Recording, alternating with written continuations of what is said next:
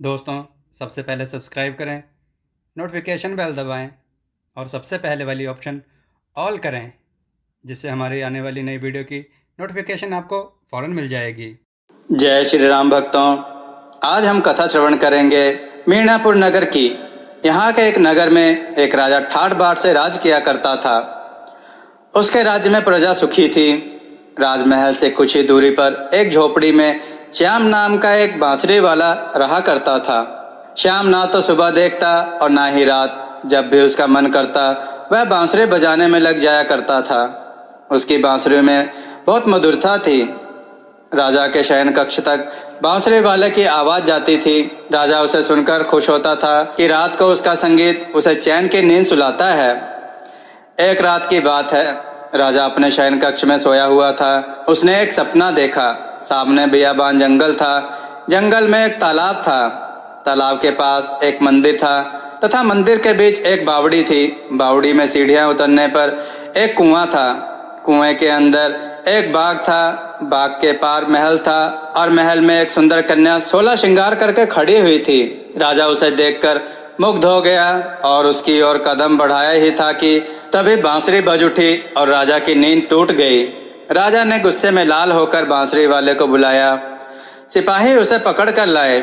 राजा ने गुस्से में पूछा, मूर्ख, तेरी वजह से मेरा सपना टूट गया और मैं राजकुमारी से मिल नहीं पाया। अब अगर तूने फिर से बांसुरी बजाई तो तेरी जान की खैर नहीं। बांसुरी वाले ने सिर झुका लिया और घर लौट आया। बांसुरी को उसने एक अंधेरे कोने में डाल दिया, किंतु गाने बजाने वाले पर किसका बस चलता है।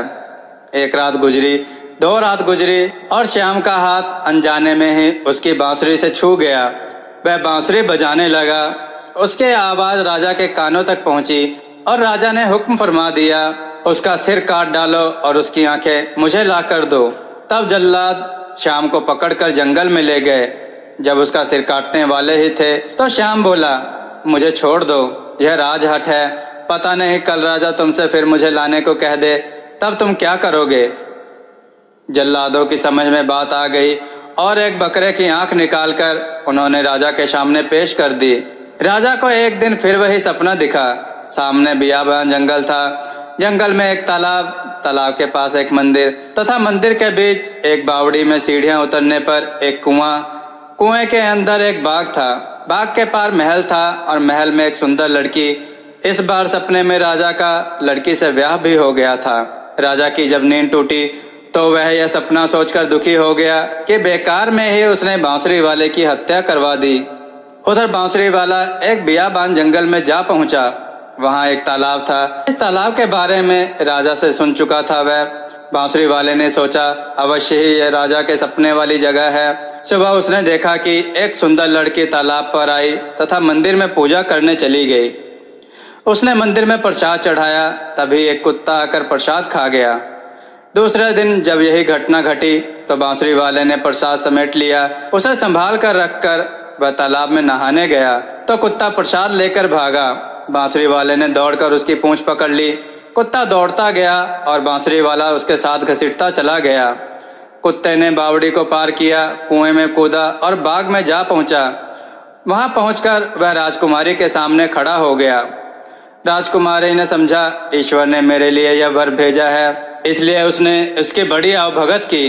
राजकुमारी ने यह जानने के लिए कि अतिथि गरीब है या अमीर, सोने तथा पीतल के पात्रों में पानी भेजा। बांसुरी वाले ने पीतल का पात्र ले लिया। राजकुमारी समझ गई कि यह गरीब है, इसलिए उसने उससे विवाह का विचार छोड़ दिया। रहते रहते थककर बांसुरी वाले ने एक दिन फिर कुत्ते की दुम पकड़ ली और बाहर आ गया। वह नगर में वापस लौटा और राजा से मिलकर उसे सारा किस्सा सुनाया कि वह उसे उसके सपने वाली जगह दिखा सकता है। राजा ने उसे इनाम दिया तथा उसके साथ चल दिया। राजकुमारी उसी प्रकार मंदिर में आई। उसने प्रसाद बाहर रखा। बांसुरी वाले ने उसे उठाया और जैसे ही कुत्ता प्रसाद लेकर भागा, उसने उसकी पूंछ पकड़ ली तथा राजा से कहा कि मेरा हाथ पकड़ लो। राजा और बांसुरी वाला दोनों ही कुत्ते के साथ ही घसीटते घसीटते राजकुमारी के सामने जा पहुंचे। राजकुमारी ने परीक्षा के लिए 2 पात्रों में पानी भेजा तो राजा ने सोने के पात्र से पानी पी लिया। राजकुमारी की शादी राजा के साथ धूमधाम से हो गई।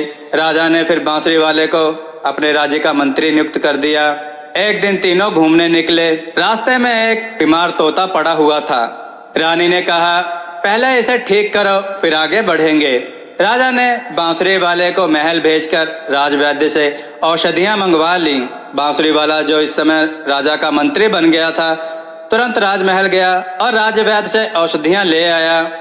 औषधियां लाकर जैसे ही उस रानी ने औषधि तोते के मुंह में डाली, तोता स्वस्थ होने लगा। औषधि का ऐसा चमत्कार हुआ कि तोता शीघ्र ही स्वस्थ हो गया और रानी ने फिर उसे उड़ा दिया। राजा और रानी ने उस मंत्री को वापस राजमहल भेज दिया और दोनों उस जंगल में थोड़ी दूर घूमने को निकल पड़े। थोड़ी दूर पहुंचने पर उन्हें एक साधु की कुटिया दिखाई दी। उसमें एक साधु बैठा था। वह साधु एक ढोंगी था, जो एक डाकू था। वह भेष बदलकर लोगों को लूटा करता था। राजा ने रानी से कहा, चलो अब यहाँ तक आ गए हैं तो उस साधु जी के दर्शन कर लें, उनसे आशीर्वाद प्राप्त कर लें। किंतु रानी ने साधु के पास आशीर्वाद लेने के लिए जाने से मना कर दिया, लेकिन राजा नहीं माना। वह रानी को अपने साथ लेकर साधु की कुटिया में पहुंचा। राजा और रानी को देखकर उसके मन में उनके गहनों का लालच आ गया। उसने राजा और रानी को अंदर बिठाया और उनका स्वागत किया। उसने उन्हें कहा कि आप जरा ठहरें, मैं आपके खाने के लिए कुछ फलों का बंदोबस्त करता हूँ। किंतु रानी मना करती रही, लेकिन राजा नहीं माना। राजा ने कहा, साधु महात्माओं के साथ समय बिताने पर उनका फल अच्छा ही प्राप्त होता है। साधु फल लेने के बहाने बाहर गया। उसने कुछ बाहर से फल लिए और उस पर नशीली दवाई मिला दी। नशीली दवाई मिला के उसने राजा और रानी को लाकर वे फल खिला दिए। उसे खाते ही राजा और रानी दोनों बेहोश हो गए। फिर उसने राजा और रानी को अंदर बंदी बनाकर बांध दिया। राजा और रानी को बांधकर वह अपने साथियों को लेने के लिए बाहर चला गया। थोड़ी देर बाद जब राजा और रानी की मूर्छा टूटी तो उन्होंने अपने आप को बंदी अवस्था में पाया। राजा समझ गया कि यह साधु धूर्त था। उसे रानी की बात ना मानने पर पछतावा होने लगा। तभी रानी की नज़र पेड़ पर पड़ी। पेड़ पर वही तोता बैठा था जिसकी मदद रानी ने की थी। वह तोता उड़कर रानी के पास आया। तब रानी ने उससे कहा कि तुम महल जाओ और महल जाकर मंत्री से कहो हमें यहाँ बंदी बना लिया गया है और उन्हें अपने सिपाहियों के साथ यहाँ लेकर आओ। तोता उड़ता हुआ राजमहल गया और वहाँ पर पहुँचकर उसने मंत्री को सारी जानकारी दी। मंत्री ने सिपाहियों को साथ लिया और वहाँ तोते के पीछे पीछे पहुँच गया। मंत्री के पहुँचने पर तब भी वहाँ वो साधु नहीं आया था। मंत्री के सिपाही चारों तरफ छुप गए थे। उन्होंने राजा रानी को छुड़ा लिया था। जैसे ही वह नकली साधु अपने सिपाहियों के साथ वहां पहुंचा, सैनिकों ने उनको चारों तरफ से घेरकर पकड़ लिया। सिपाहियों ने उनको बंदी बना लिया और उन्हें राजमहल लेकर चल दिए। अगली सुबह राजा ने उन्हें राज दरबार में पेश करने को कहा। मंत्री ने उन नकली साधुओं को राजा के सम्मुख पेश किया। राजा ने अपने मंत्रियों से कहा, आप ही बताएं इन धूर्त साधुओं को क्या सजा दी जाए। उनमें से एक मंत्री बोला, महाराज, यह तो वही डाकू है जिसकी हमारे राज्य को काफी दिनों से तलाश थी, जो रात बिरात लोगों को लूटा करता था। सभी मंत्रियों और सभासदों ने कहा कि इन्होंने बहुत अपराध किए हैं, बहुत बेगुनाहों की जान ली है, इसलिए इन्हें भी मृत्यु दंड मिलना चाहिए। राजा ने सबकी राय ली और उन्हें मृत्यु दंड की सजा दे दी। राजा ने कहा, इन्हें कल बीच चौराहे में फांसी दे दी जाए। मंत्री ने उनके हुक्म का पालन किया और अगले दिन उन सभी धूर्त साधुओं को बीच चौराहे में फांसी पर लटका दिया गया, जिससे उस राज्य में चोरी और डकैती काफी कम हो गई और राजा खुशहाल होकर रहने लगा। भक्तों, आपको हमारी कथाएं कैसी लगती हैं हमें कमेंट में जरूर बताएं। हमारी कथाओं को अधिक से अधिक लाइक करें, इन्हें शेयर करें खूब, और हमारे चैनल को सब्सक्राइब करना ना भूलें।